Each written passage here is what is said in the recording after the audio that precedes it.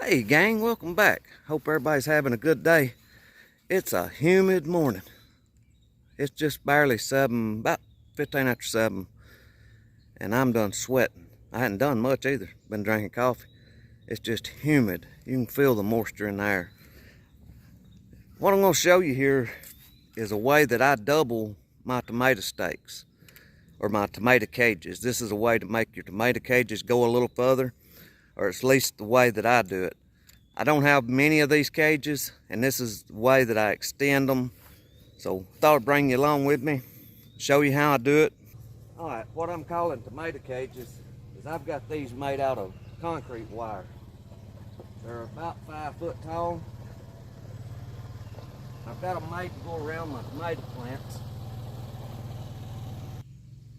So I've placed this tomato cage over this tomato here. Now that's not my first tomato. There's another one right here beside of it, but it don't look too good, so I'm going to leave it out. I'll probably just let it grow on the ground, or I'll put a stub beside it and tie it to it. I need to clean out around these tomatoes before I put the cage around them. This rain that we've had has let my garden get growed up. It's been so wet. Whenever I could work it, it was too wet. And when it was dry, I wasn't here.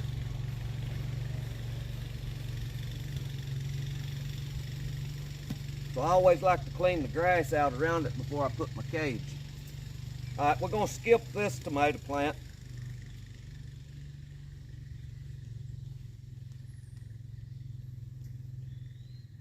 These tomato cages are getting old.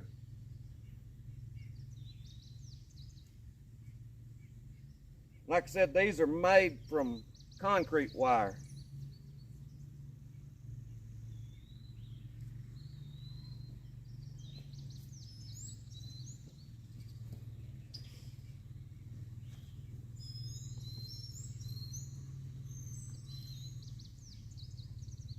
So this is how I do it. I'll put one and I'll skip one. You can skip more than one, but I have ran into trouble by doing that.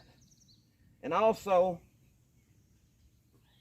you always want to take a stake and drive it down beside your cage and tie your cage to it. If not, when that tomato grows up in here and you get a little bit of a wind, it'll blow them over. So we're going to add these. I'll have to get a hammer. We're going to add these to the cage, and then after you get them staked off,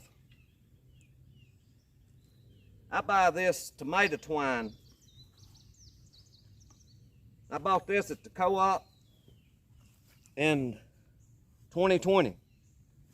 It was $8 for this big roll. I don't know how many feet was on this roll. I don't think it tells. But I've been using this since 2020, and it appears that I still got a lot left. This it'll last through the season.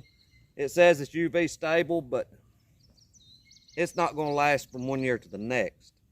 But it will last for the growing season 1 year. Let me get these staked off, and I'll show you how I tie them between these to catch this tomato. Now I use electric fence wire to tie to my stub. I don't use that string. I have used the string in the past, but when these tomato plants get big and that wind blows, it puts a lot of stress on this right here. And I've had that string to break in the past.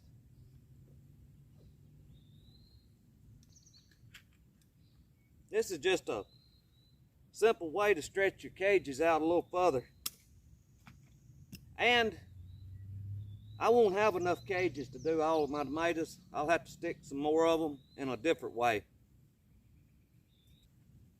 All right, we got that tied off now. It's going to take a good wind to blow that off.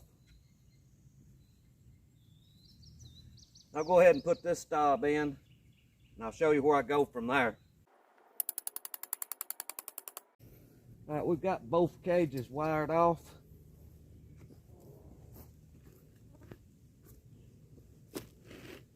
Now what I usually do is try to get on the outside of the basket. And I'll tie my string.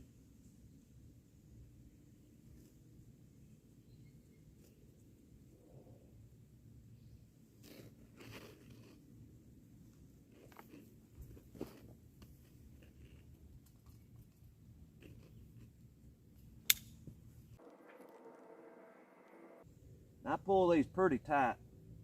If you don't, they'll swag a lot. They're going to swag some anyway, but they will hold that up.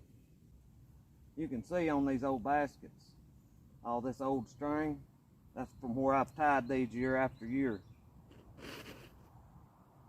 That's all there is to it. You can even get a little bit more creative with it as the year goes by. You can tie strings across.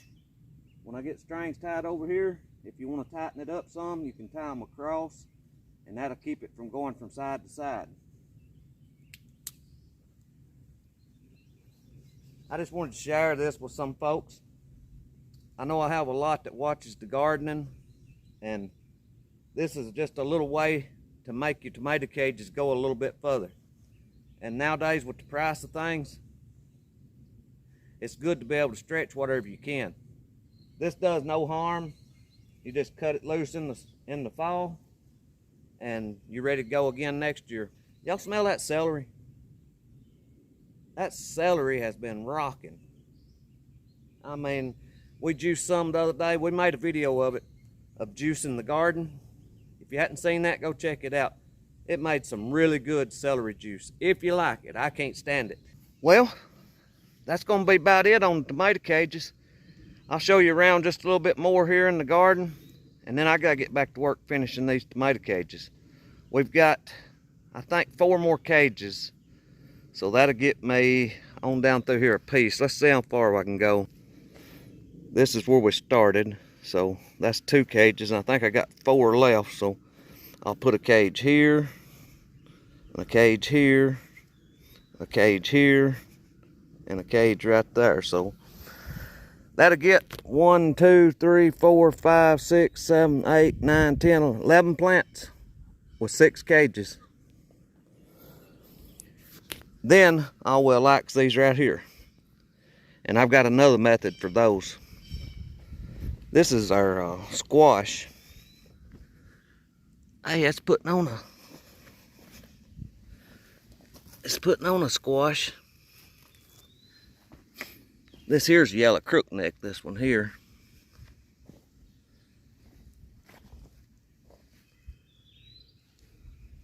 That one's the only one putting on anything. I'm getting ready to put out some cucumbers right through this spot. And these right here are spaghetti squash. I hope they make. Several years ago was the first time I'd growed these. And they made all kinds of those little round spaghetti squash.